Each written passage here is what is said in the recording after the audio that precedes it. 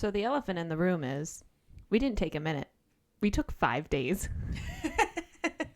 Are we back? We're back. Yeah, we're back a few days later. Me Multiple and Noah days are later. older, and not Ronnie wiser. has new hair. It's basically a new take. So actually, I'd like to amend all my previous statements. No. This is the best book ever. I absolutely love it. I have no issues or qualms whatsoever. No, I think I stand- JLA is the pinnacle of storytelling, and I think we don't actually need to continue this podcast because it's that evident based on what we've said so far. We've matured. My hair is curly now. New me. I love this book. So let's not even talk about it anymore. Not me, 25-year-old me, who is just experienced a birthday, still thinks this is bullshit, and I stand by everything I said. No, I think the chemical structure of my brain has changed now too. So I'm You might as well have hit your head. yeah, yeah. I basically Her hair did. is big because it's full of knowledge. Yep, that's how it works now. Oh my god. Well, it's red like poppies. So back to this fuckery. just put a nice big scar on the side of your face, and you can cosplay as her now. I do that in like all of my. What? Wait, hold on. What were you about to say? So every time I play like a character on like a video game, I make sure they have like cool, sexy scars for mystery. That is the dream. That is the goal. Oh my god. It's just the intrigue. It's So the I have aesthetic. a new Hogwarts Legacy character, and she has a big like gash on the side of her face, and I want it to be something really cool, like She's attacked she by a was werewolf. attacked by a werewolf or something. But then the other part of me is like, it's a paper cut. So you got the dichotomy. Something really She boring. fell on a rock weird. Yeah. That's awesome. Yeah. So Okay, so back into this buffoonery. So yeah, the whole shit happened. So Malik wants to go back with the queen. Why? Understandably, No clue. she doesn't trust him anymore, and he wants to go back because he wants to be with Oh, his heartmate. his heartmate. What's Which her is face? so. Can we rewind to that facet? Because I think it's one of those things where it's too convenient that. Remember how we were like, oh, the 3 sisters in Akotar get paired up with the 3 Bat Boys, or that's how it's kind of playing out. It's gonna happen. Yeah. That's just too convenient for me. Magic doesn't work like that way, or it hasn't been described to be working that way. Yeah. I don't know. I think it's just stupid. Well, we talked about why. First of all, well, 2 things. So number 1, we talked about previously. Oh, Rory also has new nails, so she's like waving them around and clickety-clacking them. So she's older and has new nails. So ASMR. so she's like gesturing. Noah's dropping mics. Something's never changed though, because Noah dropped his mic like twice in the first half of this. So you know what? Age doesn't change everything, which is a nice thing. Yeah. So, but Still anyway, the same Noah. We're Well, still the same Noah. we talked about In the same clothes. Not kidding. Kinda though. Well, No, I'm kidding. we talked about before how narratively speaking, Millicent being his heartmate doesn't make sense and is stupid. Like she's using it as a justification for why Malik was working with Isbeth. Stupid. It's stupid and doesn't really make sense. But aside from all that, it's stupid. The whole heartmate thing is stupid in this series because unlike in Akotar, like she doesn't really lay out what a fucking heartmate is or what it means or like she'll just be like, oh yes, heartmates can see each other in their dreams, and you're like, wait, when? But okay, like, but why? Like, at least in Akotar, it was like you understood that it was this big, significant, like, thing where your souls are connected and you can hear each other's thoughts and it's a whole bond that you have to click in place. Now, granted, Sarah J. Maas fucks up her own lore eventually, but that's a once when it's first introduced, you understand what it is. And I'm hashtag sorry not sorry for keep referencing SJM in this, but when SJM pioneered this subdivision of romantic fantasies or fantasy romance or whatever. Yeah. So well, technically the Omegaverse did, and she made it like straight and fairies instead of wolves. But she popularized it, which inspired a lot of these new up-and-coming authors to create things in that realm. Mm-hmm. So I don't think it's unfair to like associate them when it's pretty evident. We're having quite a few number of influences in this writing. Yeah, and they're all in the same genre. They're coasting off the same popularity. Yep. Like, people are buying it for the Yep. same reasons. I don't think people have read From Blood and Ash who haven't read ACOTAR, and vice versa. Yeah, for the most part. Or, And like, especially... There are people who have read ACOTAR but not From Blood and Ash. I more so mean the first way I said. Well, and I also think the suspicion that maybe there's an influence there is not unfounded when the concept of the heartmate wasn't even introduced until, like, the third book or something. Like, this wasn't something that was in the first book, where, like, even in SJM, from the literally book 1 of ACOTAR, the concept of mates is introduced. It was introduced in a weird way because we talked about Tamlin's parents being mates and Tamlin's parents also having a very bad relationship, even though it was a mated relationship. Yeah. Remember, it was, like, super... Ugh. Yes, but then, you know... But he made a rose garden for her, so we make up for it.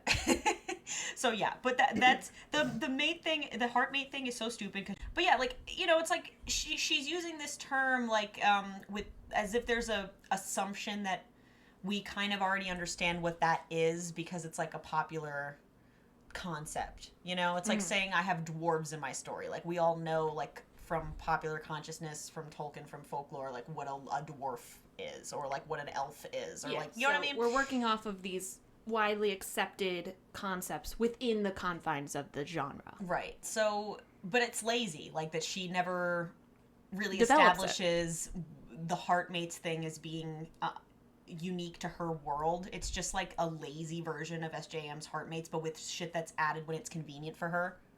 Like dream sex. Like the dream sex and like weird shit, you know? So I don't know. You're right, it's stupid. But anyway, so the queen basically tells them to take Malik with them and knocks him out so he doesn't try to go back with her. It's weird she never sussed out or questioned why he was even working with her in the first place. And that she never figures out why he's been doing this.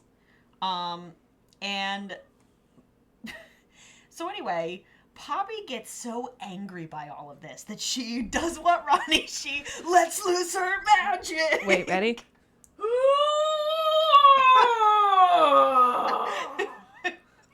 I muted my microphone so I didn't hurt anyone's ears that time. Not your best primal scream. You want to do it again? There we go. Yeah, there we go. So she lets loose her magic, and she scares the shit out of everybody in town because she, like, basically knocks down their windows in their houses. Like, she got mad. She causes destruction and lasting injuries to the plebeians that she's trying Doesn't to hurt rule. the queen or any of the men that the queen brought with Come her. on. Doesn't do any of that. Can knock houses down and break windows and shit, but everyone around them It just and their falls immediate around the circle. Everyone It's around like them is Jenga, fine. but it's like falling in separate ways. Yeah. Yeah, so this is a bit like It's like Weird Al with the barn falling like everywhere but where he's standing. Yeah, so this is kind of like a point of contention to me about like kind of the thing of like having a lot of this like ultimate power but not really any way to use it in a meaningful way, and that it's this really inefficient power scaling to me, and that she has this apparently like world-altering power that can like destroy cities, lay low armies, and make sure this big like should-be destroyer before she comes into her all and like become a threat to the world kind of thing. But And it's not even like power, that's just it's part of I was listening to our original 3 podcasts for this series, and I was reminded this is all a part of her culling. This is part of the systematic, like, coming into her power that's been happening and why she was going to be the maiden at a certain age because they knew of her, whatever, her lineage. It's just absolutely bullshit. That's something that has been...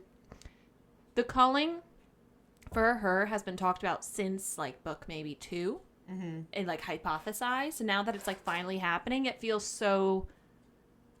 underdeveloped, like we're saying. well, but then my problem is that she has all this power that's such a big important factor in the world and the plot, but it seems like she can never actually muster it in any effective, meaningful way that to like impact the plot. It's like the queen is right there out in the open, and you could rain down like borderline divine power to smite her and her armies and her immediate like inner circle. But the queen already preempted that and has power that negates it and protects her and her immediate allies. We don't know. I feel like there does some kind of explanation occurs later on, but like my problem is still that it's like It's a non-explanation. Yeah, the explanations are always like non-explanations. It's like, oh, well, like I have this power, and then the person will be like, I have the magic invisible shield thingy. And you're like, Oh what? yeah, the magic invisible shield Well, thing. I Very have magic descriptive. that Right, you're like, counteracts what? that magic. So Yeah. so it just feels like she could have not been this all powerful for all the fact that it affects her ability to impact others. Like she's either willfully withholding it as to not inflict harm, or the few times she like cuts loose and is about to do harm, it's kind of like a record scratch moment where either she's then immediately talked down, or the target of her ire has some sort of like hyper specific counter that negates her this borderline godlike power. It's just all Like, too convenient. It's like all the people who would be worth using that divine power on can negate the divine power, and so it functionally might as well not be a thing. So, yeah, right. Basically, yeah. It's like, what's the point of this? Exactly. There is no point. Yeah. So. Anyway, Poppy calms down after everyone's like, "You're the harbinger of death and destruction because you just destroyed our town." Yeah, she doesn't want to be the harbinger, but she's kind of acting like one. But you know what's funny about this too? Just picture, you know how like in Game of Thrones, like the spoiler alert for the last season of Game of Thrones. How dare you? But you know how in Game of How dare you? It's over. It was notoriously bad. It came out 5 years ago, but I'm still watching it. But anybody who's watching it, don't. It's not worth it. But anyway. You know how in the last season of Game of Thrones, like, Daenerys destroys King's Landing, and that's, like, the moment you as the audience are supposed to be like, oh, we shouldn't support Daenerys, which, you know, is bullshit. I always supported Daenerys. That's, like, a load of shit. But anyway, Yes, queen. But the way that the writers Slay were the framing kingdom it, down. yeah, but the way the writers were framing it, that, like, that was so heinous that, like, we shouldn't support her because she just destroyed King's Landing. This woman, Poppy, literally just destroyed, like, this whole town, and they do not sit with that at all. I would be guilt-ridden. Yeah, she doesn't sit with that at all. There's no like, oh, maybe we should help the people whose fucking lives we just destroyed. Like, she's like, whoops. As the person who is trying to bring about good, I would be devastated that I just leveled a town of innocents. Right. Like that in Game of Thrones was literally like the moment that the tides completely shifted for all of the characters, that they could no longer support this person as a ruler. She was irredeemable at that point. To them, again. To them. Bullshit in the context of that show. But Yes. anyway, you get what I'm saying? Like, the fact that nobody sits with this at all, it's like barely an inconvenience. It's unfortunate because it shows you that the lives are inconsequential to not only Poppy but the author, and the implication of her, like, the ramifications rather of her actions aren't actually being like considered. Yeah, like I don't know. I'm just like, I wanted you to sit with that emotion a little bit more. Just like this is the a first sentence. time. My feelings hurt. I killed people. Well, especially because this is the first time in the books that her godlike powers have done something like this. Like, it's been teased where she like almost destroys a whole town, like more than once. Yeah. And somebody's like, "Do you really want to do that to all these innocent people?" And she's like, "No, I'm better than that." And she just did it. She Now just she's lost her worse than that. temper. And she doesn't sit with the consequences of that at all. When will you learn? Yeah, I mean, I do recall like she does kind of feel real guilty about it, but it's true that they do kind of have to like shift focus towards the like practical aspects of like the war going on. Yeah, it's like for a sentence. She's like, "Oh shit, did I do that?" And like, it's so, you know, it's like for 2 minutes, and then they're like, "Okay, but we have like things to do, so we're gonna fuck off." Like, I'm that's so what glad the happens. queen of a massive kingdom is concerned with the death of and the loss of lives. I'm so glad. I mean, does anyone die in the town? I mean, was this the one where the Revenant girl tries to stop her? Like, isn't she the one who tries to talk her down here, or was that a different instance? I don't The fact that remember. there are so many instances that we're conflating them is also sad. It's not in the synopsis, so like, I don't care. I don't think it, you know. I mean, I think it's like the Revenant girl who was like Malik's like Millicent. Millicent, his not girlfriend. You mean Poppy's sister? Yeah, her sister.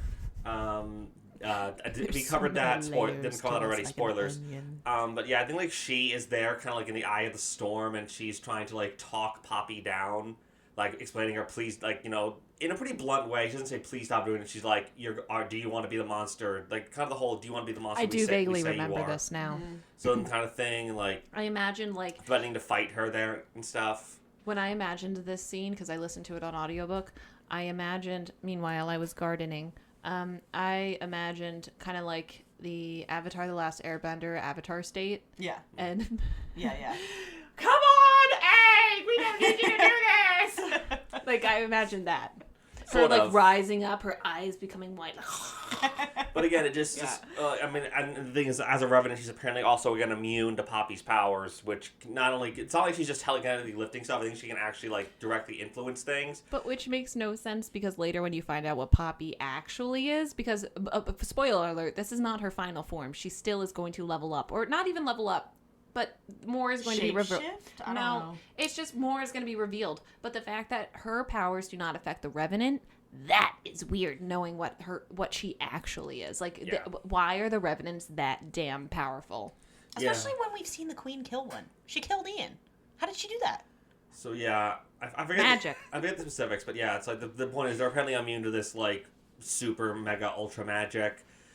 And again, it just to me feels like, why do we introduce someone to have the power on this scale if it's like we can the Queen apparently has every possible means of countering it, like, and the Revenants aren't rare. The implications, I think, as I remember, there's an army of them. Like, she has plenty to fight a conventional war. Well, here's the thing, right? Like, this is... Sorry, did I interrupt you? A little bit, I guess. Go ahead. Just to finish my thought is, like, again, I don't remember all the details. It's been a while since I read these books, so maybe I'm just missing things. I'm sure the comment section will correct me at length. But it just feels like if we're going to have this thing that's like this super magical stuff that can create these super soldiers that are immune to like fatigue, injury, disease, like starvation, and also the full-on divine wrath of a living god upon this earth, it's like maybe there should have been fewer of those. Yeah. Like, it's like, no, I can feel the full army, and I'm like at any given time, and I have every easy means to produce more. Fuck, at least Aylin's fire magic did kill a lot of Volk. Like, yeah, at least she was like a game changer when she was on the field, and like, so to a degree it made sense why she had to be like kind of indisposed for the first half of the last book. It's like, so she's not there like kind of like laying waste to large like sections of the bad guys with this power very, very well geared specifically towards countering them. I think like the one time like that handful of times in Throne of Glass where we see like Volg or other bad magic people like countering her magic, it's like noteworthy. Like, and it's usually when those Volg have other additive powers to them. Yeah, it's not like they're mass producing those. It's like this one is special, so that's why he's able to last longer fighting her. Instead of wearing a ring, he. Ronnie I just stuck up my middle finger to indicate the ring. Instead of wearing a ring, he's wearing a collar, which means he's a stronger guy. Yeah. Well, this is how you know this is bad, that we're like complimenting Sarah J. Maas, but like I'm not doing that. But or like giving her any credit because fuck her. Still but not like, me. here's the thing to that though. This is important because I think this is actually like a thing that happens a lot in fantasy books. Like, this isn't an isolated incident. It's just done so poorly here. I had a similar issue for different reasons. In like the Black Witch series by Laurie Forrest, where, you know, like a lot of authors, they want to make their main female character have like special powers, and they can't come into those powers until later because, you know, plot reasons. It's like, yeah, like I don't want to follow like Margaret, who's like just a standard working woman in a fantasy adventure. Yeah, hear about how Margaret becomes like maledictus or like something like and of course like they have to come into their power, because if they start off with that power then they're like unstoppable and we don't have a story, right? Like, I get it, but the trouble is, even in like the Black Witch series, like Alorian by book 3 is supposed to be like, spoiler, well, she's supposed to come into her power, and the whole series is called The Black Witch. Like, Alorian is the Black Witch. And it's her journey to becoming it. Is becoming the Black Witch. And by book 3, she still can't control her powers at all. And I'm like, when are you going to use this? Like, I feel like it's the same thing where it's like, I feel like these authors want these characters to have these powers, but they also still want to write like an adventure story where they have to like pull themselves up by their bootstraps and like not rely on magic. So for me, I'm like, why don't you just write a story about someone who doesn't have magic? They're treating it like a soap opera that's going to go on for like 50 seasons.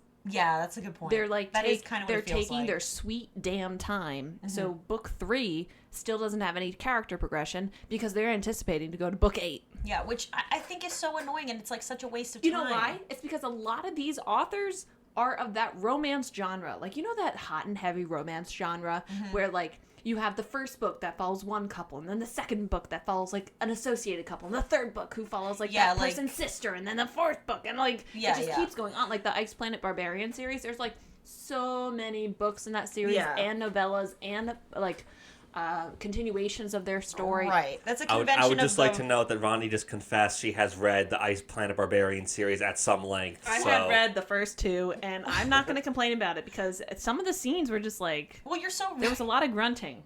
Yeah, well, you're so right that's a convention of the romance genre, like in any kind of romance Another genre. one that does it is Ivy Smoke. Yeah, Ivy Smoke. Or like even going back old school to Joanna Lindsay. Like Joanna Lindsay was, Simone something with the priest and the American heiress and those series too. Like, the Salacious Players Club series Bridgerton. Too. I am revealing a lot too much about myself right now. But I feel like for people to understand if they're not like in the romance genre, like for those of you who know Bridgerton, right, and how Bridgerton follows like a new sibling, like Julia Quinn didn't invent that concept that a series follows different couples from a same associated circle in the romance genre. Like Joanna Lindsay did it first with the Mallory novels. Yeah. Which are very similar to Bridgerton, just not instead of siblings, it's like different members of the family. And like, I think you're right that like that's a little bit of what's going on is like taking too much of your sweet ass time in these soap opera plots instead of like actually furthering the overarching plot. And I'm not gonna say like that's necessarily bad, but like when we're 3 books into a series and our character still doesn't know how to contain like unleashing her power, it's like. But here, so yeah, I think we touched on this the last episode. Like at least like I did. I think I did. Is this sort of this issue of like kind of always wanting to position our heroes in this position in this sort of area of perpetual underdog, like kind of like right up until the end. And it's like I know it's kind of like a long-standing sort of like convention in all storytelling that kind of like you can't thwart stage 1 sort of thing. Mm-hmm. Like you can only ever defeat the villain once they are on the cusp of ultimate victory. Like, you know, like look at James Bond. It's like he never like punches out the bad guy like when he steals the diamond to build his death ray. He has to be like on the verge of firing the death ray at the moon or whatever, and before like they can stop him. So and that's kind of this thing. It's like, well, the villains always are like hold some kind of advantage. But in a case like this, where it's like the hero is leveling up to power, like closer and closer to omnipotence, like with Poppy, like. Is apparently only ever one really bad day away from leveling a city, only ever thwarted by the proximity of loved ones or her apparent ability to be countered quite handily by existing forces. So, and it's like, we could have either just not given her this much power so we don't have to keep record scratching her of like, she's gonna swoop in and like stop something, but then like, nope, we actually had an immediate hyper effective counter that we can deploy at any time. Or like kind of like you guys' point is like let her get a hold of these things so she can muster them more effectively. Yeah. Because again, I was like, this is a trope. It's like this, like I have so much power, it's beyond my ability to like comprehend or muster effectively, and then it's like I can only use them in these outbursts of intense emotion, and then I just look bad for others. To summarize what you're saying, though, and marrying it with what Roni was saying, is that trope and that convention does not work in this meandery romance genre that you're talking about. Mm-hmm. Do you know what I mean? Like, you can't have that trope in a book series that is following this, like, soap opera, never-ending, constant interpersonal drama, romance novels that go on for 15 books kind of series. Like, I want a story. Right. I don't care if it takes 6 books to like flush out the story, but I want a cohesive story with rises and falls. Mm-hmm. I want a climax. I want a resolution. I want the build up. I want all that stuff. And we're not getting that. It just feels like you're trying to, it feels like in this book series, you just keep like getting more on the tip of your toes and you're like standing up taller and taller and taller and taller and taller and taller and taller and taller. It's like there's never a satisfying climax or resolution. Mm-hmm. It just feels like we're constantly building and building and building and building and crescendoing to the point where like I don't care anymore. I don't care that we've upped the ante because there's been nothing up until this point that's given me a sense of satisfaction in the storytelling. Yeah, well, I think that's why what you were saying about it feeling like a never-ending, that's such a good point about it being like a soap opera or like this never-ending romance novel series is like never-ending story. Why that's such a good point is because it's like what you're saying. it's showcasing that the author is much more concerned about the interpersonal relationships and drama between the characters than they are of their overarching plot, which is bad in a fantasy story because you can't have that. Now I'll counter you where a good example, if you want to be that kind of writer, where it is, funny enough, Outlander.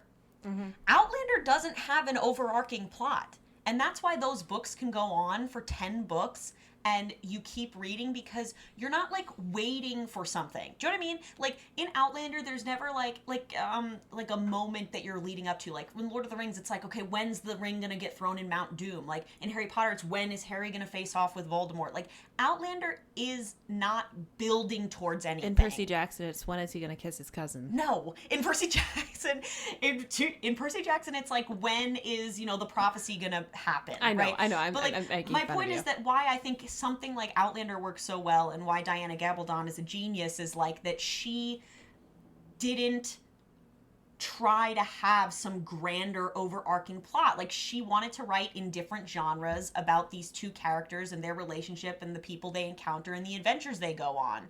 And that opened her up to being able to write as many books as she wants without like feeling like you are wasting your time. And being dragged along. Yeah, like if you want to continue, great. If you don't.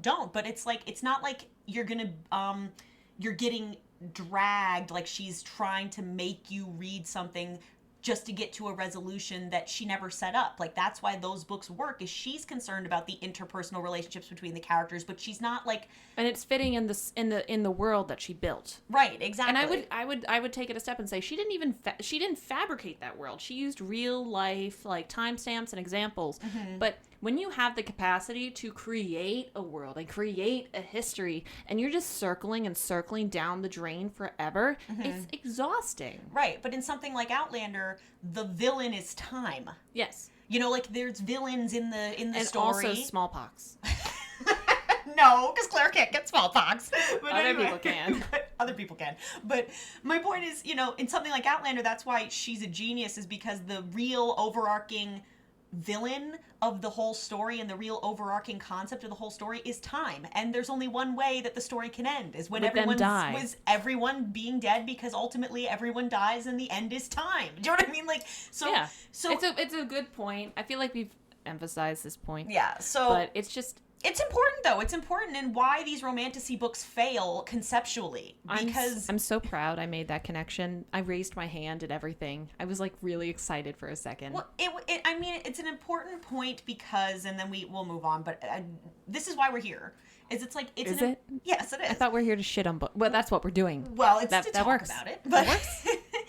Talking and shitting can happen at the same time. I just mean that I think it's a good it's very emblematic of why a lot of these romantasy books just in principle fail. Because when you're concerned more about the interpersonal relationship of the characters and you can't effectively marry that to an overarching plot, like it doesn't work. This is a fantasy genre. I'm sorry, can I take it one small step further? Sure.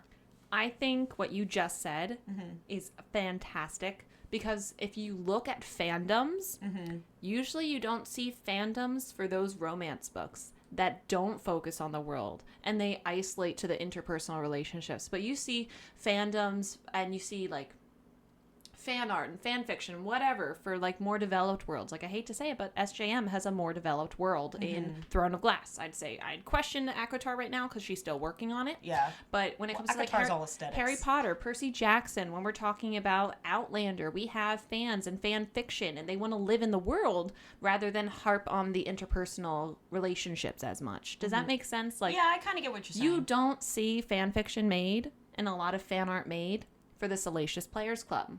Or for Priests, or for an Ivy Smoke series, or for like it's because it feels so you're done. Yeah, exactly. I think it's a good point. Any thoughts, Noah?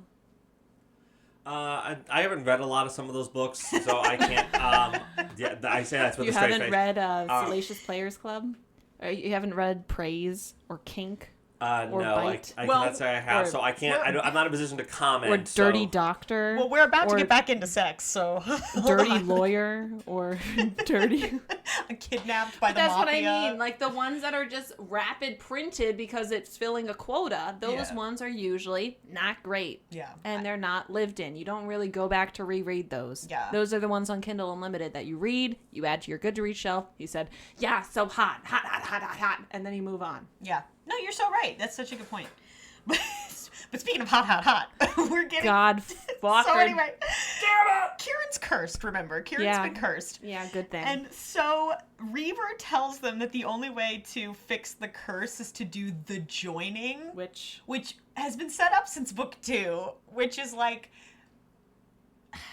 You maybe can explain it better than me, because it's not inherently sexual. It is. But they make it very sexual. And it's a joining of souls because of the ties that the Wolven have with the Poppy. I'm not saying what she is because we don't really know what she is yet. Yes. And the history with the Atlanteans. So it's a joining of souls and powers and bonds. And traditionally, the Atlanteans can have a joining with Wolvens. Like, it's always 3 people, though, right? Isn't it? It's always 3 people. And so it's weird that it works for Poppy because she's not an Atlantean. So, like, Actually, I don't know. it does make sense. Because she's whatever. You know what she is, though, right? I don't remember. She changes titles every 5 seconds. Oh, yeah. Yeah, because we haven't gotten to that yet, so I'm not letting them know. Yeah. I'm gonna let you live in anticipation, but it makes sense because she supersedes everything. True, that's true. But anyway, they say that for some reason, the only way for Kieran to be uncursed is to do this joining. It's like a clean And like you said, slate it's not magically. inherently sexual, but as we've discussed, anything that has the capacity to be sexual in this fucking universe is going to involve fucking. So, one in the pink, one in the stink, Poppy. Here you go. And they're like, so Castiel and Poppy talk about whether they should do it. No, they're gonna do it. And This is all pussyfooting around Malik it. sees... Great use of word on my part. Yeah. Well, Malik also sees all these Wolven who are, like, loyal to the M, and for some reason he gets emotional, which is weird because the Wolven were always loyal to the Atlanteans, even from, like, book 1. So I don't know why Malik is, like, all moved all of a sudden. I'm like, didn't you grow up here for, like, hundreds of years? He's moved because now that Poppy has established her bond, the bond with the Atlanteans is gone, remember? Oh, yeah, fuck. Because now he's forgot. lost. Now, remember, much shit in these remember, books. Kieran and Castile no longer have a Wolven bond tying them, but now they have a brother bond, and we Yeah, the brother bond. yeah, you can't just say to like your guy friend that you love him. Yeah, it's Because gotta be a brother bond. It's a brother bond. I don't love you because you've been supporting me my entire life and protecting me with your body, And we've kind of had sex, but not together, like we've but, kind of we've been in sexual situations together. We're like skirting around the elephant in the room. Yeah, we've But- had vicarious sex with Yeah. each other.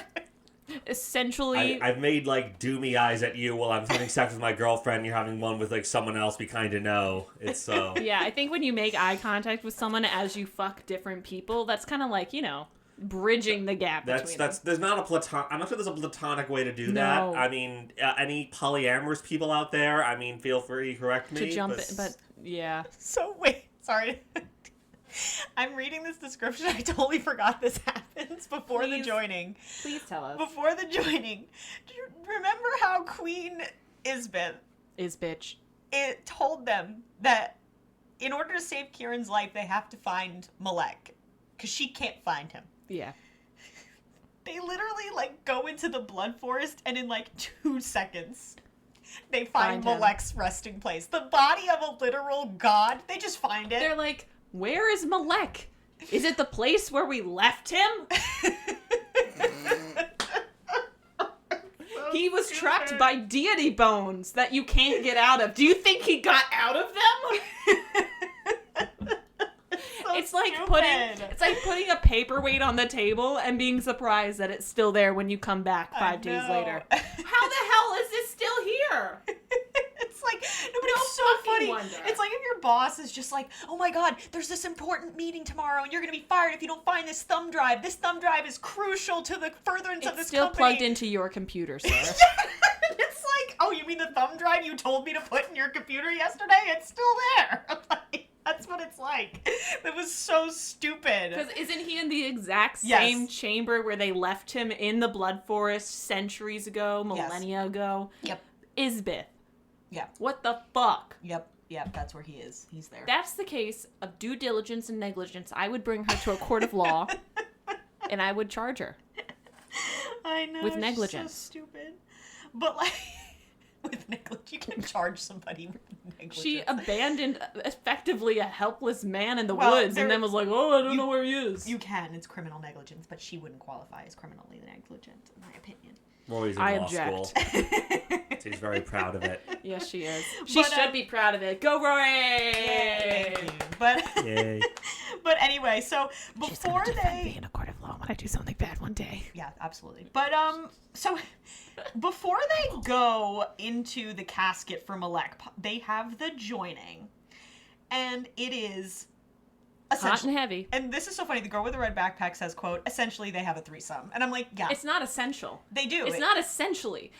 They have a threesome. Yeah, they have a threesome. They Let go me by see this if I can find river. some quotes from it. Yeah, I remember like thinking like for all the pretty graphic sex scenes they have in this book, this one is the most like kind of esoteric, and then I'm actually kind of unclear like who's positioned where. They're kind of like in this weird brain fog. Yeah. And like She doesn't know. She doesn't know who she's having sex with. She has no idea. Yeah, like, I think she knows she's having sex with both of them at the same time, but she's like unclear which one is putting himself where, and I'm like, I guess that's hot. I mean, a little distressing, but, you know, more than anything. But isn't it that when you go through the joining, too, that if one of you dies, all of you die? Or something like that? I believe it's something to that extent. Yeah, like, there's some kind of connection. I don't know if it's, like, that Kieran dies if because he's a Wolven, and, like, for some reason, like, the bond with the Wolven is different. But I know that if somebody dies, somebody else dies. Like, there's some connection like that, but I don't remember. But they literally say if they all die while they're trying to get Malek... Like, Castiel tells his dad, like, because he's there, by the way, but he just shows up while they're in the Blood Forest. He's like, hey, y'all, like, I know I was in Atlantia, Hey guys, but what's I'm up? here. It's your boy, Skinny Penis. And, dude, he tells... You know that TikTok? Or that? Yes, it's your boy, Skinny Penis. It's your boy. But, like, he tells his dad that the person who should take over Atlantia if they all die while they're trying to get Malek back is fucking Venetta. What? Well, she was left in charge as regent. I remember? know, but that's so stupid. Well, yeah, and again, I mean, I don't feel like... The Atlantean Council would just be okay with that. Just like some random Wolven girl gets to be like the fucking queen of Atlantia, the council would be cool with that. They didn't even want Poppy to be queen. It's like the crown, the technically second in line to the throne's best friend's sister. Yeah, like, what the fuck? She will be the like chief executive of our nation state. Like, I guess leaving her in charge as regent, we already talked about why that's stupid, but like that's not the same thing. Do you know what I mean? Yeah. Like, Bull. I mean, the you know, appointing her heir essentially, and the like lacking the alternatives, and it's just, I don't know if there was like a time lapse. I think maybe there might have been like, you know, like some line in the previous book, like, oh, I spent some extended period in the city hanging out with Venetta, and we became really close and stuff. I don't know if that like happened. So maybe she's known her longer than like we have known her, but we as the audience have not seen her that much. She has really not been a big part of the plot, to my recollection. And two, that's still only probably at most a few weeks. And Roni is making a look of horror and disgust.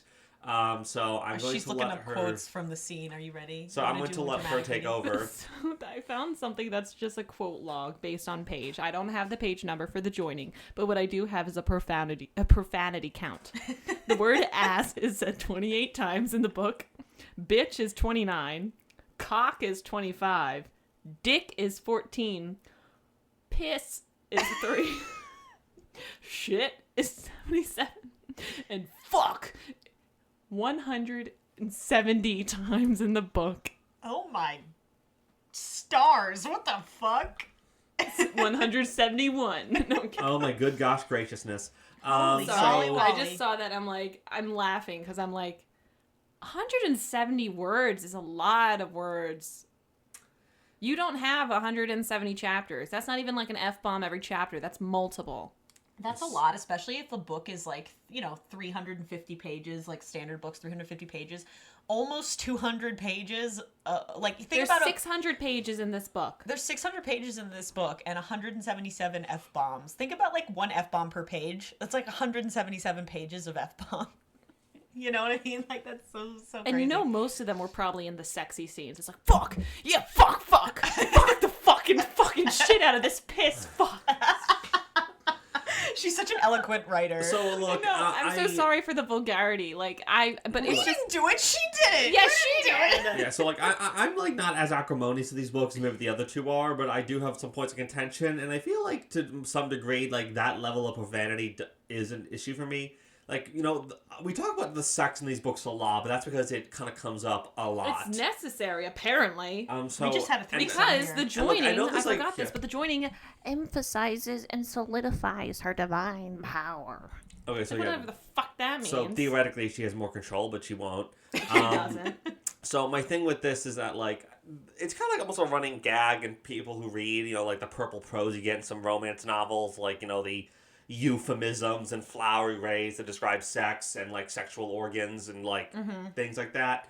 This is kind of like going a little bit like a 180 degrees in the opposite direction of it's, like, kind of so vulgar it becomes, like, pretty bluntly pornographic. It's like, Right. you're meant to be kind of helping yourself out while you're reading this a bit. It's like, and I'm trying to not be vulgar in myself in this way, but it's like, and it's like, this is in first person, so I feel like it's weird, like a person like who's experiencing this is going like, he grabbed my ass and the cock was thick and hard as he shoved into me or whatever. It's like, and that's not far off from like things that I've read in these books, and it's like it comes across as a little juvenile. Yeah, yeah. Just a little bit. Yeah. It's like, you know, you can like take a step back. I know you're trying to be mature. It's like I say the fuck word when I talk about sex or whatever. You can use something else. So, you know, maybe like gussy it up. This is meant to be romantic. Gussy it up. And this is meant to be romantic, talking about how like, and then he slammed into me with his thick, hard, I can get my hands around it, dick, like repeatedly until we like oozed or like liquids out of our orifices. It's like that's kind of like what the kind of level we're getting here of like. I found it finally. Sorry. Oh, you found it. Let's see if Noah's right. It's been a while. Well, she says the phrase "naughty bits," so that's great. Oh, we start off on a your really purple high pro- note. There's your Okay. purple prose. And Noah. I also just saw someone on Reddit who said that they reread the joining chapter 10 times and cried because of how beautiful it was. You're pathetic. I'm whoever sorry. you are. I'm sorry. I had to at you. I'm not sorry. Whoever you are fucking pathetic. That is so awful. And then, like, Castiel's grin spread until that infuriating dimple in his left cheek became visible. The dimple thing comes up a lot. It's like she's very offended by this dimple. Kieran and I were attempting to behave properly. Apparently, Castiel wasn't. He bit his lower lip, revealing a hint of fang. Like, he is too excited to fuck his wife and his best friend. It's like, it kind of feels like he was just waiting for the excuse. I know! No, for real. Imagine they were like, the only way to save your best friend is to fuck him. Yes. I know. Yes! Literally, he was waiting, dude. He's gonna It's unleash like- his power. I feel like he's probably like been drunk at a party once and like said they should make out like as a joke, but like been like No. really insistent about how funny it would be. Put like a magnet in front of him during spin the bottle. Oh no! How Oh my god, embarrassing. Kieran, that's so funny, bro. Like, we could just kiss, like, no big deal. With tongue, you know, like as a joke. It's like You're so right. You definitely get that vibe. He was just waiting for the excuse. Oh, man. So, do you have more? You're not going to read it. I'll read it. If I find anything else that's like necessary, they drink each other's blood, so that's a pivotal part of this. Oh, yeah. They the were blood pressed drinking. inappropriately close to Can each I other. tell you something kind of weird is like, what's so funny is these books are supposed to be about like vampires, and I forget that like all the Vampire. time. I know. Okay, you and Ronnie are so annoying about the semantics. Yeah. I get that there's different I'm kinds of vampires. Sorry that I. Okay. well, yeah, something like yeah. But I see where I it's get that there's different kinds of vampires, but in essence, my point is that there's effectively vampires in this story. Like, the story's supposed to be about fucking vampires, and I forget that like all the time until someone starts fucking and they're drinking blood, and I'm like, oh right, there's fucking vampires in this book. Like, I totally forgot about that. Only their mouths, their tongues moved at my throat, and I wasn't sure they could see what I did. The combining of our essences. Their mouths weren't the only thing moving. I was, my hips, my body. I twisted between them, softer sounds joining their muffled ones as the tips of my breasts dragged across Castile's chest. Were you going to say his titties? And the curve of my rear. My rear. Oh, wow. Against Kieran's thighs. She said rear. My feet slipped on the grass and a rough, hard thigh wedged between mine. The change of position was startling. I felt Kieran now nestled against me, where Castile had shockingly, wickedly, touched days before. I shook at the feel of him, and the feel of a strong thigh pressed against the aching, swollen flesh between mine. Okay, we're done. We're done. I feel like there's a part of it where like they actually do fuck. So keep talking. I feel like the like touch days before is like a really weird point of comparison. It's like you've been having sex quite regularly for a very extended period prior to that. It's like don't get caught up on it. Here, okay, so wait, why was that time unique? Moving on from the threesome, we have to?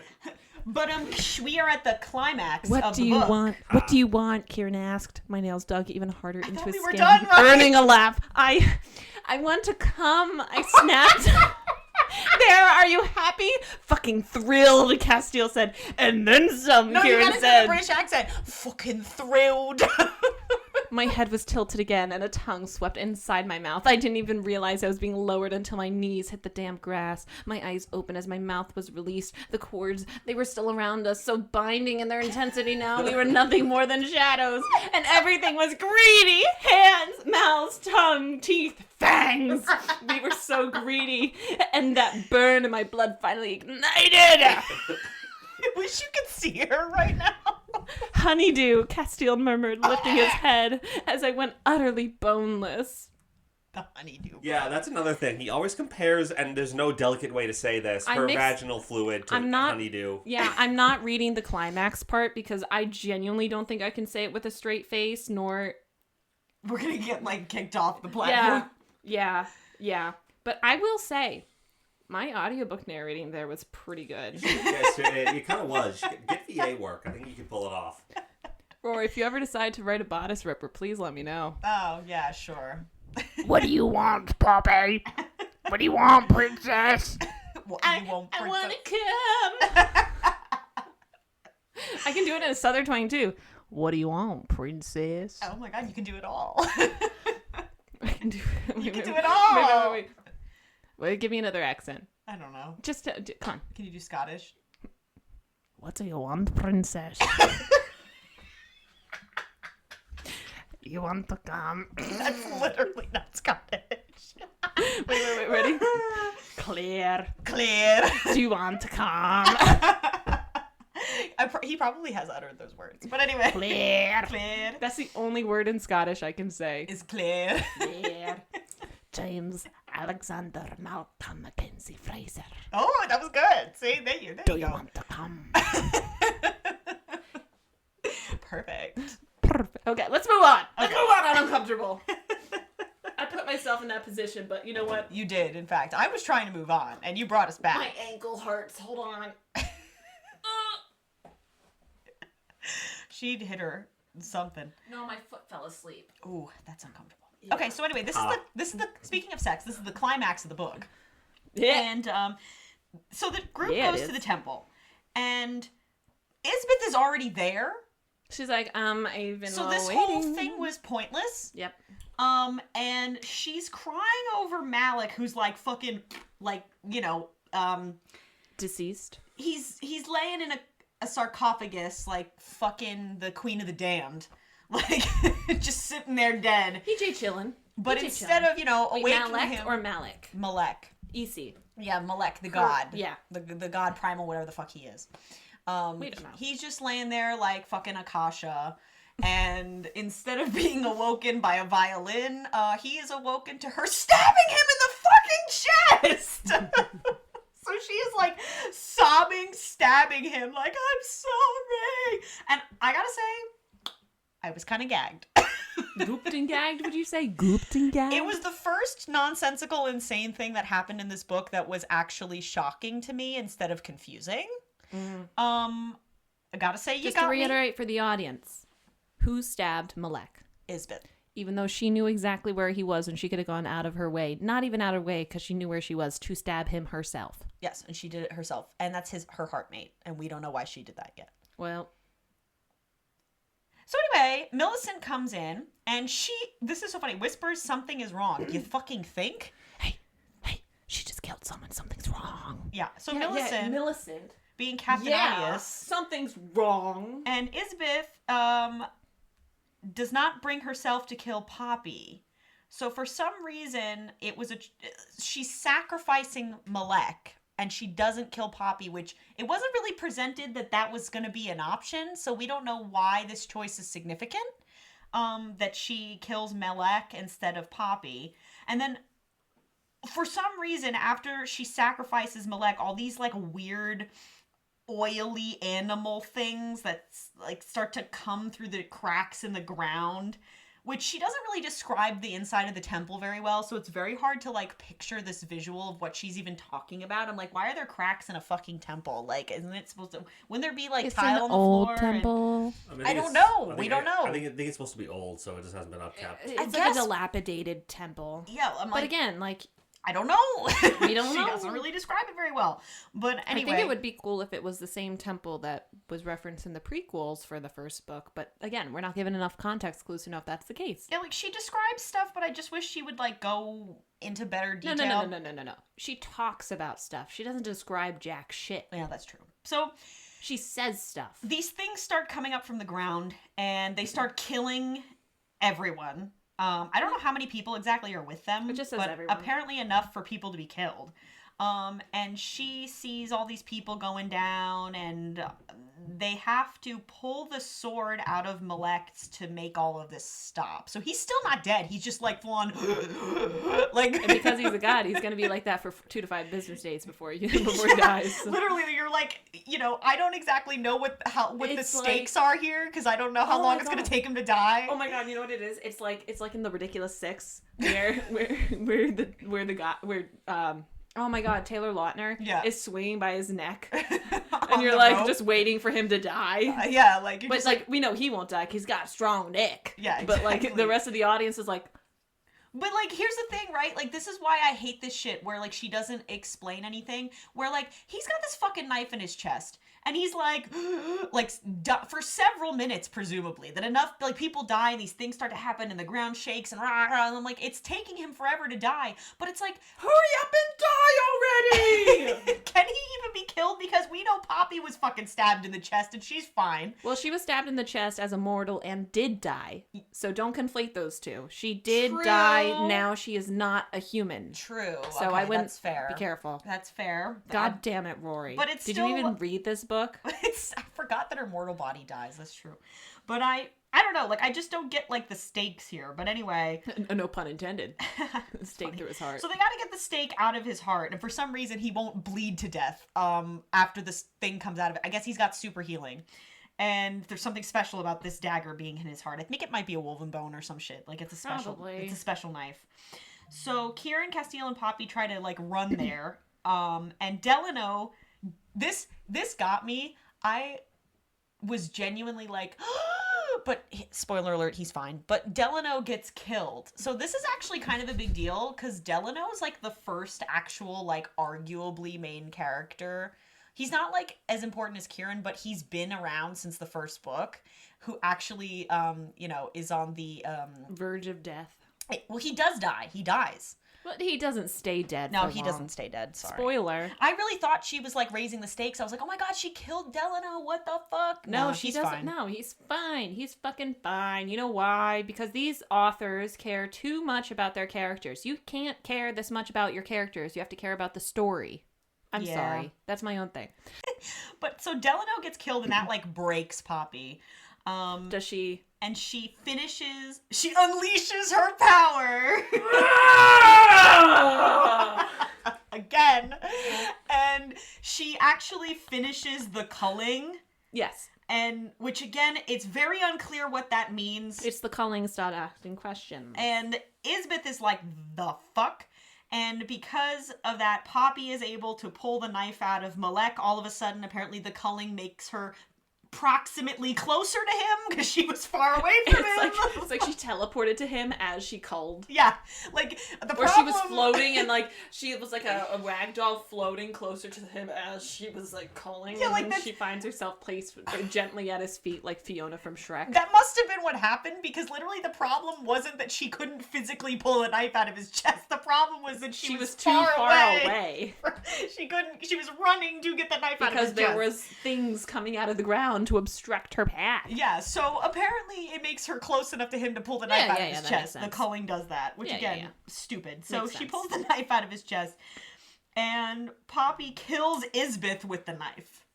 Nice. Which, how? I thought she was unkillable. Yeah. What changed? She's not unkillable, in case you were wondering, folks. Okay, then. She was just killed. So she disintegrates, and the main villain of basically the whole first 4 books is now dead. And there's apparently 2 books after this book. Mm-hmm. And a companion novel. Which is insane. But anyway, Isbeth's dead. She's like big dead. She's like disintegrated. Like pile of ash. Like flakes away into the wind. Like Voldemort flakes away into the wind. But from the movie, because that doesn't happen in the book, as you know, Ronnie. It doesn't. He drops dead like any mortal man. Yeah. Which was so poetic. He was. Mm-hmm. They gave him too good of a death in the movie. Yeah. I hope they rectify that in the TV series. But that won't. That season won't come out for like 10 years. So yeah, if it gets that far, we'll see. But Nectus is a god who shows up and takes care of some of the... So Nectus, one of the gods, just like shows up in fucking Deus Ex Machinas, like, I believe, the situation. if I'm not mistaken, he's the primal of death. Is he? I don't remember. I don't care. Maybe he's the primal of shit. It There's doesn't too it many doesn't matter. primals. The gods just... There's a primal of my ass at this point. I know. The gods and like primals and whatever the fuck, they just start... they just show up randomly for whatever reason she needs them to, and he just Deus Ex Machinas all of the like evil animals and shit. Well, if it was that easy to get rid of them, come on. Like, why'd you wait till the big bad was gone? Help us out a little bit sooner. And of course, Noah can tell you when somebody unleashes their power, what inevitably happens. What does she do after she unleashes her power? She destroys shit. No, what does she do?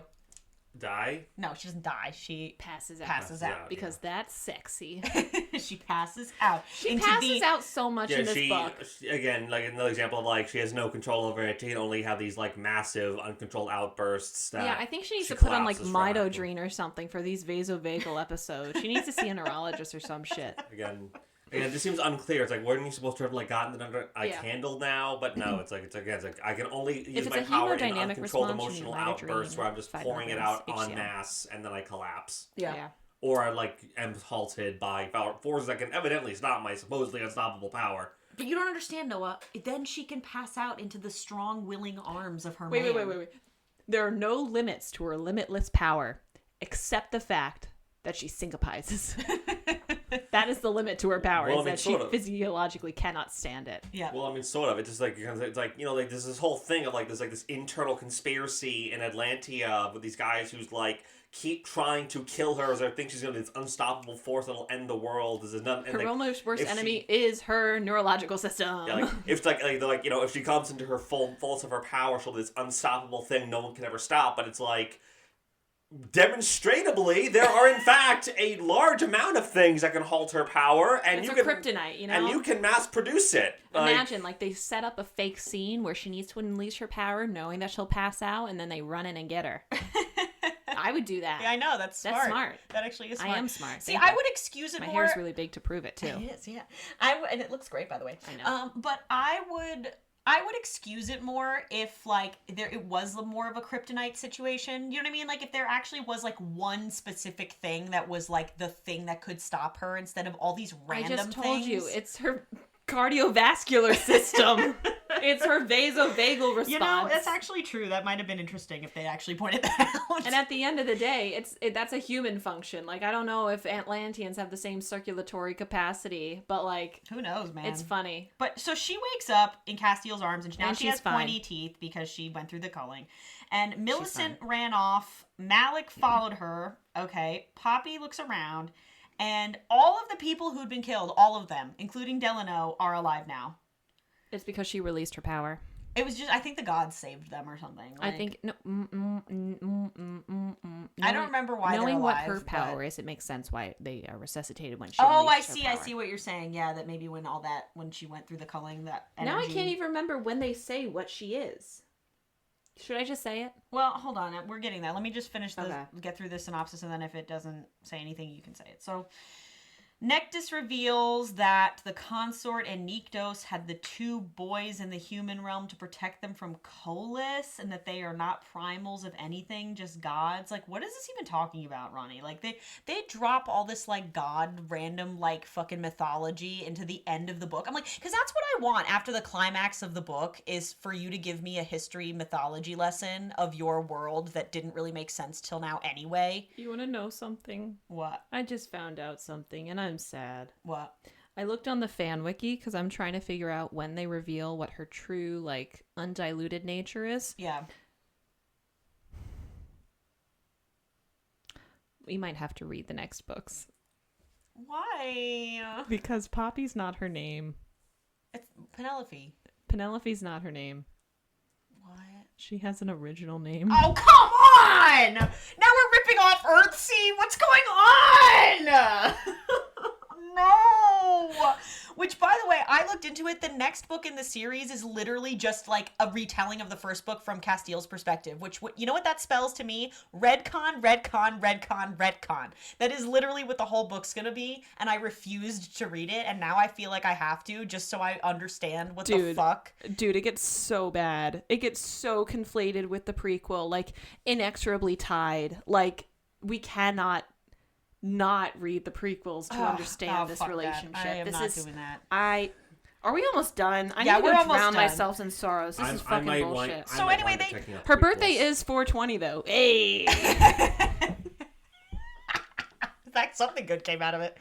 But so whatever. They talk about all this god shit that I didn't really care about, so I don't understand it and I can't explain it because by the end of the book I was just so angry and done and I just didn't care enough to listen because I could tell this was like set up for like the sequels. Okay, there it is. This is where it's released to her. She is not only a god or a deity, but she is a primal. She is the true primal of both life and death. Random bitch. Not random bitch.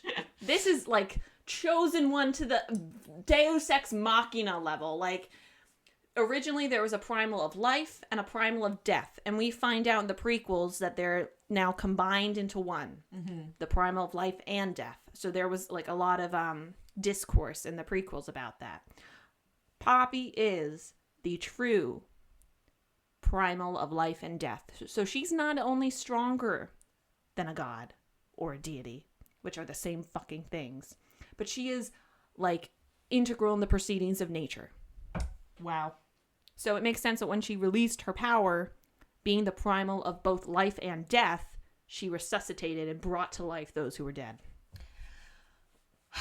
I hate. That is so stupid. That's really where the book ends. Yeah. But I will say, what I find hilarious about that, her being like the primal, is that Poppy has such a lame personality as far as characters go. Like, she's so uninteresting and basic that it would literally be like your fucking like friend, like Hannah from dance class, like found out she was fucking Jesus. Like, it would be like, what? You'd be like, what? And the other key fucking bit of Hannah, she has like a Stanley cup and she likes puppies. Like she's Jesus Christ. Do you know what I mean? Like, and the other bit of information that comes out of this is that now Colis, who was the king of the gods. I put up quotes. You guys can't see that because this is a one-way auditory medium, baby. But Colis is now awakened but not returned to his true power. So not only in like a span of like 3 chapters have we killed the only known villain of the first 4 books, but we're introducing an even worse, bigger, badder guy. So that whole thing about escalation that I talked about earlier, this is it. This is it fucking happening. We just got to keep going up. Soon, we're not even going to face the devil. We're not going to face God or like this almighty power. We're going to have like battles with like biomes and terrains, and we're gonna be She's standing up. we're gonna be fighting the tree gods and the forces. Like, can you imagine? Like, They're gonna like have to Superman like spin the Earth backwards and They're like gonna fight have to- time itself. we're gonna fight Gaia. We're gonna fight the original Earth. We're gonna fight the Earth God. We're gonna fight everything because this is limitless, unlimited, and we're just gonna keep ascending from here because this is. She's I'm so getting- excited. I'm getting too worked up. This is bullshit. I'm getting worked up. Okay, this is disproportionate for the actual. I'm reading a book. This is fine. You know what? I'm sorry. 2025 is about Roni not losing her shit. I'm good. That was so funny. Okay. Final thoughts. It was a very pleasant read.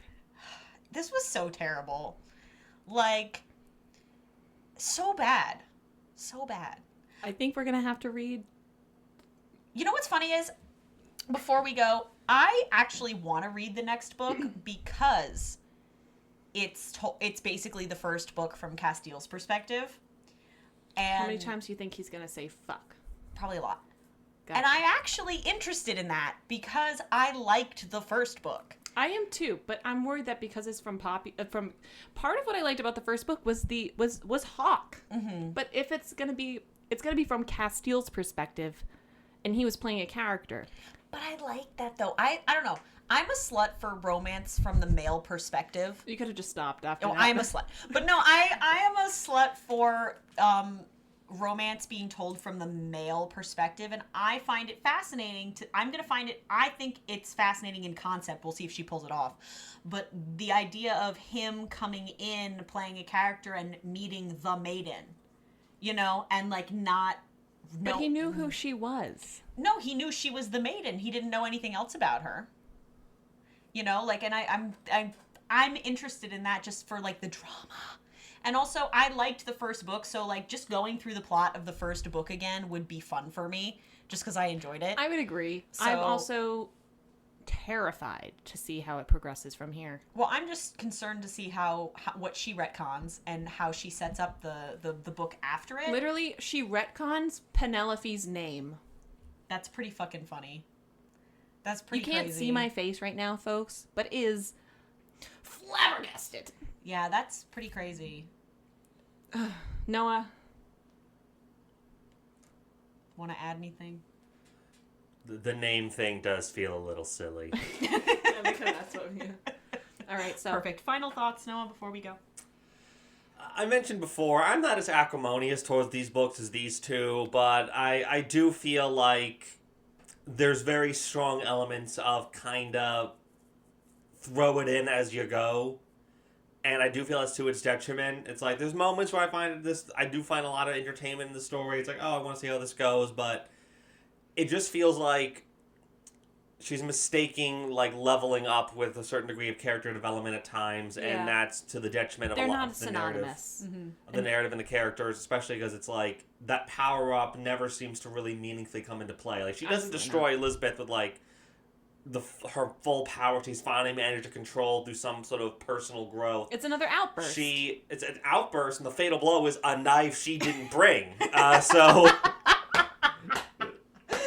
She borrowed the final weapon. Nice. it's Yeah. like it's kind of like if Sauron like hid the ring on a thin chain above the pit of doom. So it's like That's fucking It's like- true. it's like like he had it on his like It just she feels... brought the knife that was specifically fatal to her to kill someone else that also was not to their detriment to have removed from play. So it's It just feels like I think part of the reason I'm so passionate about this is like Rory said, and like I said, when we first did the From Blood and Ash, book 1, there was so much potential.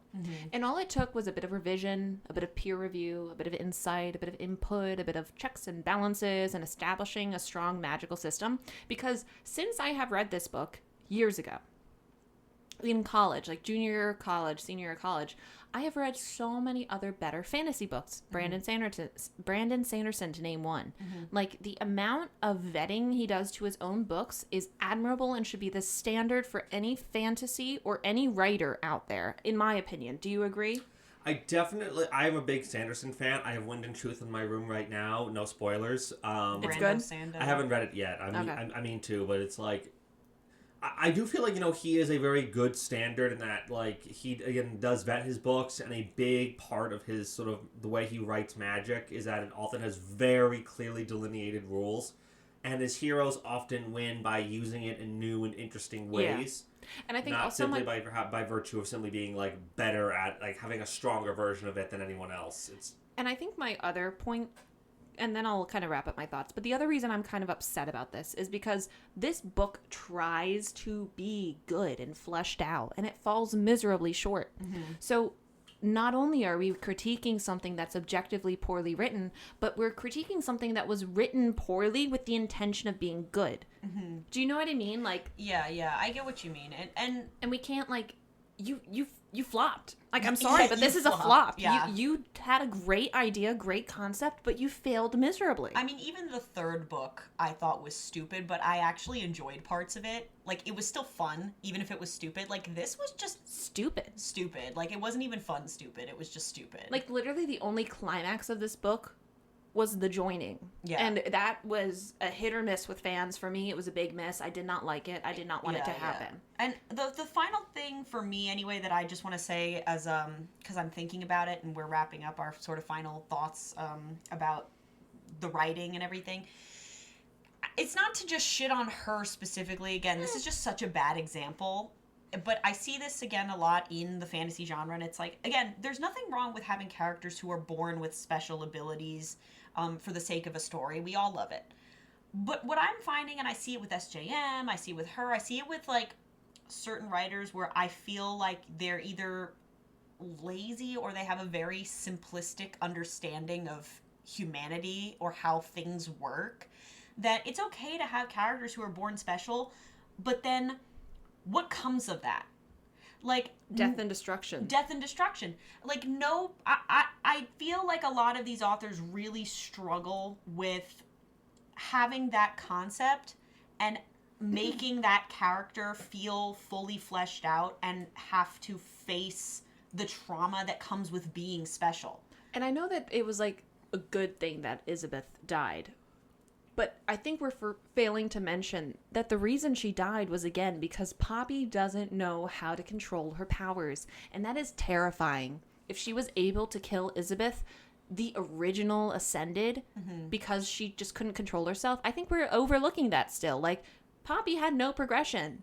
A fit of outbursted rage resulted in the death of one of the arguably most powerful people of the series. That's what I mean is, like, I'm gonna compare to SJM really quick one more time, just so you guys know what I mean. I'm kidding. But it's like, it's a little bit different in SJM because Aelin does control her powers. But my point is, like, when you're writing a special character, it's like, I don't see anything more complex or people ever really seriously questioning whether this special person really should be in charge. Mm-hmm. Like, it just feels like another consequence of, like, our, like, Western Christian influence that we are, like, taken in by the concept of somebody who was born to be the person we follow, and that's why you have, like, that's why you have a lot of the fanaticism around, like, Trump. Like, yeah, it's political, but it's true, you know. Like, that's why, like, why the obsessions around even when before with, like, people like Elon Musk and, like, wanting to be him and, like, all this shit. I'm like, I feel like there's this weird influence on people that, like, because somebody is born better that or privileged or is special in some way, that they're the answer because of that specialness. We can also say Poppy did objective wrong and she can't control herself. Maybe she should be locked up in deity bones until she gets a handle on it. Yeah, I don't know, maybe, because, like, even with somebody like hold on, let me just finish my point, is that even somebody like Aelin, just as an example, because people will say, well, Aelin goes through trauma, and, you know, Aelin, people question Aelin, and I'm like, okay, not seriously, and everybody who questions her is framed as the bad guy, and all of Aelin's, like, quote-unquote trauma is completely personal. It's not a result of her thinking to herself, maybe I'm not the right person to be queen. Like, yeah, I have all these god powers, but does that mean that I automatically am good at being a queen just because I have god blood? No, never questions that once. Never questions that once. Never reckons with that concept. Never talks to anyone about it. And it doesn't happen in this book either. And I know it seems like I'm getting too passionate about it because it's a story. It's a young adult fantasy. But it wants to be taken seriously. Well, it wants to be taken seriously. And secondly, I just find it irks me personally stories where you're telling the masses to have reverence for innate born talent that haven't earned it. And I don't like those kind of stories. I want Frodo trudging up the fucking mountain. That's what I want. Well, I mean, I just feel like, I'm not trying to go so far as some of the other stuff, but I think there is kind of this old school kind of thing of fantasy's preoccupation with monarchy, like rightful king returns, and, the hero at the end of the day, like, they will rise to the throne and help lead the kingdom into righteousness as they're good people. But there's a way to do that without... Yes, I know. That's what I'm saying. It's like... But I feel like that has become a little too bog standard to your point, in the sense that it's like, this is... Poppy is not...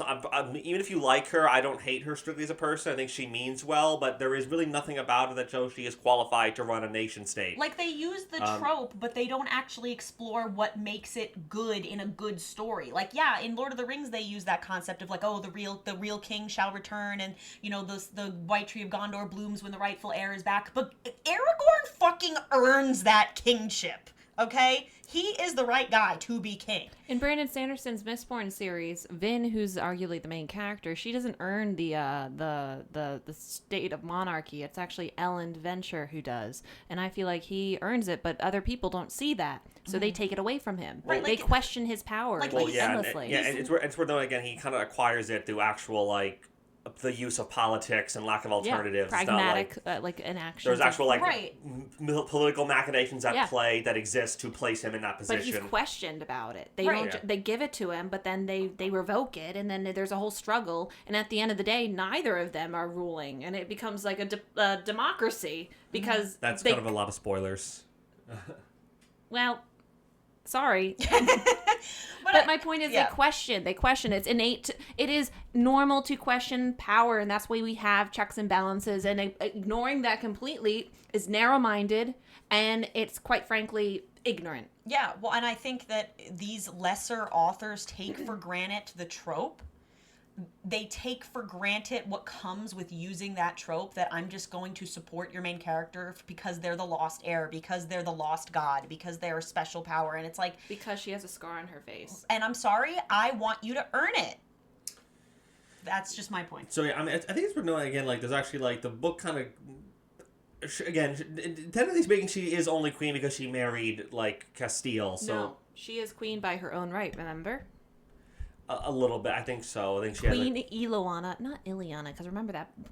But she Poppy is the queen of Atlantia, and technically Castile is her consort. Oh, right, but she elevated him to the point where he is holding equal power. It is Poppy's. She earned it by birth because she is the last descendant of Nyktos. That was the whole premise there. Oh, right, that was kind of convoluted. Yeah. But it was convoluted. It does, I think it's kind of like it starts out that by virtue of her marriage to Castile, she is technically That's queen. what it seems to be at first. But then I think it's like that. But that reveal happens after she's already married into the royal family.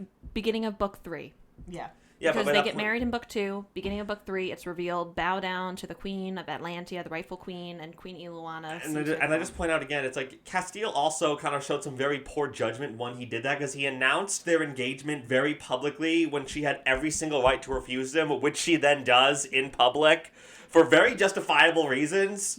She's like, at that point in time, she's been raised in this culture that views him as like I call him like Osama bin Satan. He is both like this like exigent major terrorist threat and also like their like religious antichrist. So and it's like quite literally, it's a religious thing. They make the Atlanteans the villain. Yeah, and then like who is, as far as you are, justifiably like considers him directly responsible for the death of her mentor. Like I know he said those guys weren't affiliated with us, but they were 100% behind you and like would have done what you said. Yeah. And like those guys were part of like the same separatist movement you are a part of, and like you did, in fact, then proceed to betray me quite severely and take me forcibly against my will with a threat of violence. I mean, like, she did not go quietly. He very much kidnapped her and murdered others to do so. And if you reflect all the way back to the first book, he was calling her princess from the first book because he knew that he was going to force her into a marriage. That is creepy. He murdered a close personal friend of hers to create a job opening for him to fill so he could better facilitate her kidnapping.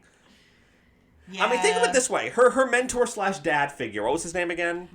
Victor. I asked you no, this. No. Was it Victor? I believe it was. Yes. I need to ask you this. Tell me this. If Victor wasn't already dead by the time he kidnaps her, would he have killed him? Yes. Yeah. Most likely, if he stood in the way of him taking Poppy, then Yeah, he he I mean, he did kill a number of her guards. He's like, I knew those people. I knew I stuff worked about with them. We I weren't, washed my back with them in the shower. Yeah, he's like, for the greater good, sweetie, and she's like, if you say so. One of them gives his life trying to shield her from these people he understandably thinks are trying to do her harm. Yeah. And I'm like, and then again, then that's before he just publicly declares her his betrothed, and she again very understandably says, no, I don't want to do that. Well, I don't like you people. She Stockholm syndromed her way into power. So like, And now we're here. We're here. We gotta end. One of us is queer, Yeah. and I'm ready to just about disappear. Yeah. Well, that was our thoughts. Thank you, Noah. Okay. Noah, I'm glad I could be a part of this. Yeah. I'm glad you could be a part of it too. Like we said, we recorded this once, and my furry friend, it's my cat. That's my furry friend. I don't have any unshaven friends that I'm referring to, but my furry friend, Tobeans, deleted everything. So we redid it, but I'm really happy we redid it because we were trashed last time. Yeah. So this was a lot more coherent. Sort of. Was it? I don't know. was it? You guys tell us. Yeah. We got pretty heated, but you know what? That's it. Hopefully, we'll be doing better books in the future. I wouldn't go that far. Well, what are our plans? You guys should recommend some stuff.